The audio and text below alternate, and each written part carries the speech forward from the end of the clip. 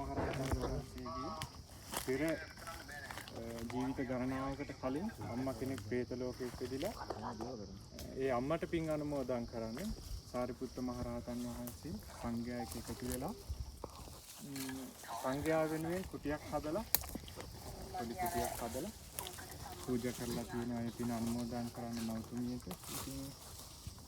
ඒ වගේ අපි මේක ලොකු දීර්ඝ සැලසුමක් නැතුව වුණත් සරල වුණත් සංඝයා වෙනුවෙන් තමයි මේ කුටි සේනාසනය සකස් කරන්නේ. ඉතින් ඒ සංඝයා වෙනුවෙන් සකස් කරන කුටිය මෙතන ගොඩක් කාලගුණයෙන් සබාදහමින් කරදර අනතුරු සිද්ධ වෙන්න පුළුවන් තැන අකුණු වලින් හුළඟින් විශේෂයෙන්ම ওই දෙකෙන් තමයි. ඉතින් ඒ කිසිදු අනතුරක් අන්තරායක් නැතුව සුවසේ ස්වාමීන් වහන්සේලාට මේ භූමිය තුල මේ ස්ථානය තුල සුවසේ ගුණධර්ම දියුණු කරගන්න, සිල් ගුණධර්ම දියුණු කරගන්න අවකාශයේ සැලසේවා කියන එකම මෛත්‍රී සහගත ශ්‍රද්ධා සහගත අපි මේ වැඩේ පටන් ගන්නවා. එතකොට ඒ කටයුත්තේදී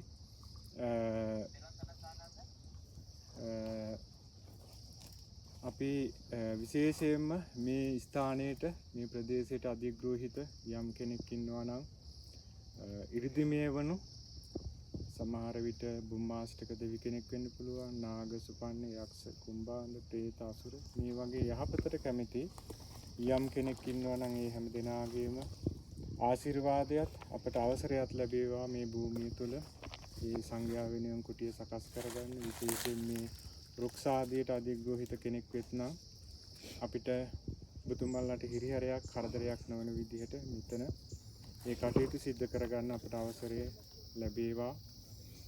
සංඝයා වෙනුවෙන් සුවසේ මේ ස්ථානයේ ගුණපුරණ තැනක්, ගුණපුරණ කුටියක්, භාවනා කුටියක් බවට පත් වේවා කියලා අපි සිතින් ආශිර්වාද සාදු සාදු සාදු වෙන පෙනෙන නොපෙනෙන සියලු දෙනාට මේ පින අයිති වේවා.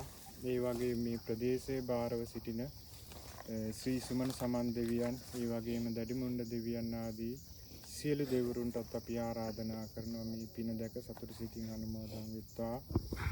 අපට පහසුවෙන් වැස්සකින් පින්නකින්වත් පීඩාවක් නොවි, ඒ වගේම කිසිදු කෙනෙකුගේ වචනයකින්වත් හිරිහැරයක් නොවි සුවසේ මේ කටයුත්ත වහ ඉක්මනින්ම අවසන් කරගන්න අපට උපකාර ලබා දෙන සේක්වා, අනුග්‍රහය ලබා දෙන සේක්වා. සාදු සාදු සාදු.